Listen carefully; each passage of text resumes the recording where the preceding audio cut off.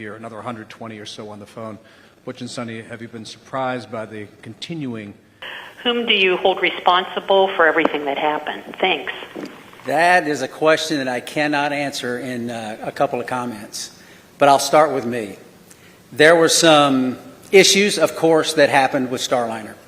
There were some issues, of course, that happened that prevented us from returning on Starliner. And I'll start with me. There were questions that I, as the commander of the spacecraft, that I should have asked, and I did not. At the time, I didn't know I needed to. And maybe you could call that hindsight, but I'll start and point the finger and I'll blame me. I could ask some questions, and the answers to those questions could have turned the tide. So blame, that's a term, I don't like that term, but certainly there's responsibility throughout all the programs, and certainly you can start with me. Responsibility with Boeing? Yes.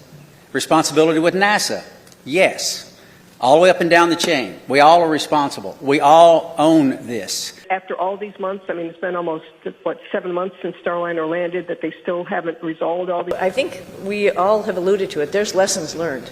And that's like a piece of hope, right? We're not just sitting here doing the same thing over and over again. And we're learning from every mistake potentially, or maybe a decision that we've made and how we could make that better and do better the next time. When we go to the moon, we won't have an International Space Station to maybe take a stop at. We really have to get it right. And because of our mission, I think that highlighted some areas where maybe we need to work on and get it right for our fellow astronauts. I think they're encouraged by that, right? You learn and you move on and you get better. And I think that's part of the learning process. It's part of the exploration process. I mean, we are scheduled on Wednesday to meet with Boeing leadership. The program managers, senior chief engineers, to discuss some of these issues. They want to come together with us, Sunny and myself, because we lived through this with them, and get on board with what the future looks like. And having flight crew with background in test and acquisition involved in the processes going forward to make sure that we're dotting every I and crossing every T. But still, that doesn't mean that you're guaranteed success in anything. Like we've said many times, this is a tough business. In Needham, they've been watching this Sox. bit by bit, every moment. Yeah, everybody at the elementary school, there was a big watch party. Heard some stuff from our friends and family that people were interested and wondering what was going on and concerned about our health and all that kind of stuff while we were up there. But, I mean, we were just part of the team doing the job, filling in wherever we could, and then knowing that there's rotational flights and we will be coming home eventually on a rotational flight. So, no, I don't think we were aware to the degree. Pretty honored and humbled by the fact of when we came home, like, wow, there are a lot of people who are interested, very thankful, very amazed that we could hopefully be one positive element to bring people together.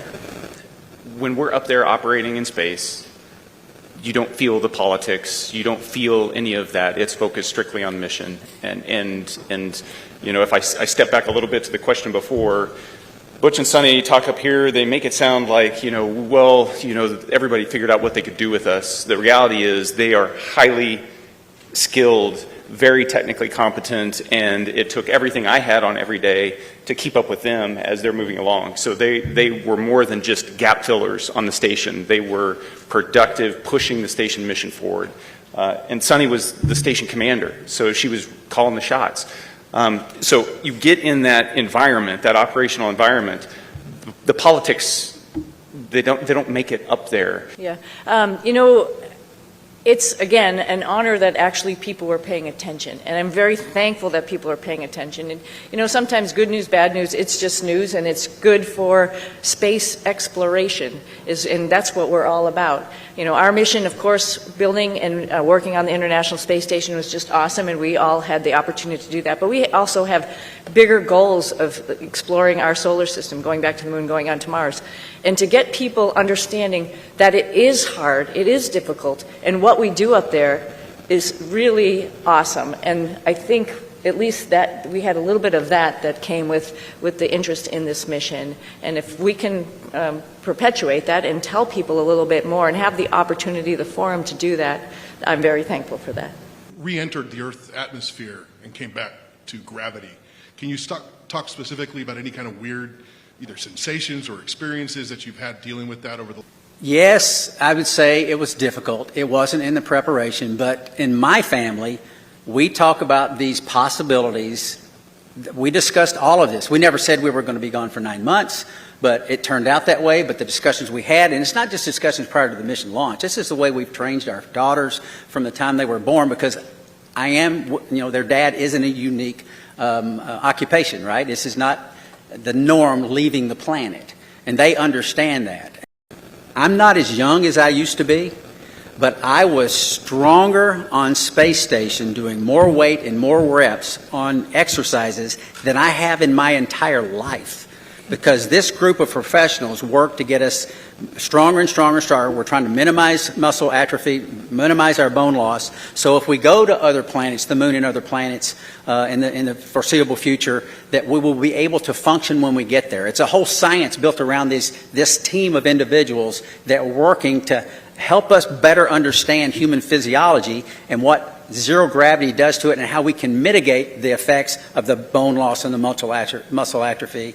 So yeah, it's an adjustment when we get back, and they're here right with us from day one when we landed, ready to evaluate us and see how we're doing, and then work on a protocol to get us back. And like I said, I sneakily went for a run yesterday, but that's all as a result of their hard work. Yeah.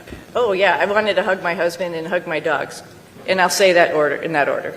But maybe not. No, I'm just joking. But of course, food, something that's just like for home for me, like something that is very, reminds you of home. And my father was a vegetarian, so I had a good grilled cheese sandwich when I got home. Long history of being active and athletes, but with that being... Well, I'm back. First and foremost, we were always coming back, and I think people need to know that. And we're back to actually, share our story with so many people, because, it's like you all mentioned, it's slightly unique, and there's some lessons learned to it, and part of that is just resilience and being able to take a turn that was unexpected and make the best of it. And I think that is the biggest thing that I want to pass down, particularly to kids who think that their life should be the straight arrow to what you want to do, and you're just going to get there. Well, sometimes it takes some turns, some rights and some lefts, and you just keep focused on your goal, and other doors might be open for you. So I think that's the biggest message. Felt good. Lay down on a bed for the first time in 9 months was pretty awesome. I crashed until the next day, and then just trying to get up and trying to move around and understand gravity. Went through a bunch of tests, and then that afternoon I got to come home and see my dogs who were waiting for me. So that was pretty special. It's pretty hard when you come back, and it doesn't mean you don't even have to be up there 9 months. Like my other missions were 6 and 5 months, and you do feel pretty nauseous when you first get back. It's just that inner ear neurovestibular feeling for the first 24 to 48 hours, and I knew, having gone up twice before, that it was just a matter of time. So I was like, just push through it. You got this. I mean, just make yourself get up, make yourself go take a shower, and just push over those things, and make yourself walk down, on a line to just work on all of those little small agility muscles. Our trainers are doing that with us as well, of course. And yeah, I'm really excited about it because, we all have different opinions and perspectives, right? So we had a very unique perspective of being in the spacecraft. Nobody else had that perspective.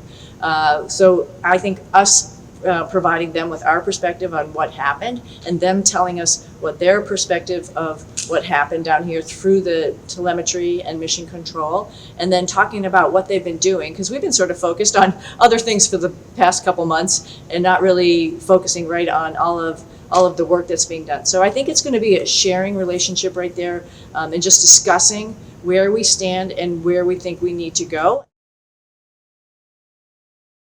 But I think that is already the plan, because there will be new components added to the spacecraft, right, or replaced on the spacecraft. And so we'd really like to test that out, see how that works. So, you got to take a step back and look at what tests we could do to prove out those new parts, or do we do another uncrewed mission and see how that works out and see how everything responds to the additions that we make. So I think that's just probably a smart, wise idea. So, this time that we've been up there, we had some amazing solar activity.